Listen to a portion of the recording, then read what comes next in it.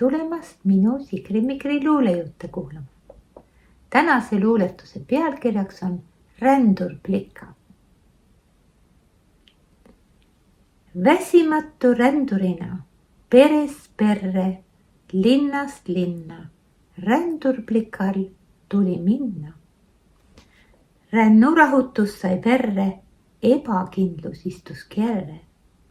Nimeks tiitel võimatust, tänamatust sõimatust, tuntud rahurikkujast, kiilulöövast tikkujast. Sugulaste suurde ringi, halastust ei keegi kingi. Väiksest lombist tehti meri, igal sammul pilkederi. Kaela sadas nagu rahet, kängu keeras julgustahet. Sajatuses sarja pinnud torkisid kui näljas linnud.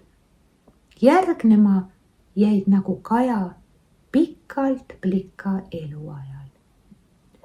Ajahammas õiglust tõi, hingevalu ära sõi, kibeduse ära näris, vastupidavuse päris, mattis tühjad ootused, kuuluvuse lootused, leida armastavaid hingi vanemate vereringis.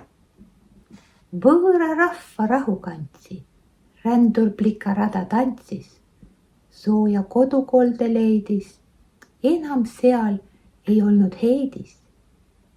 Oma ukse perekojas, armastuse 3 pojas, uue elukutse edu, võimalusi tootev vedu, saatis Plikat eluteel, armu headust tulvil meel. Tänan kuulamast, kohtumiseni!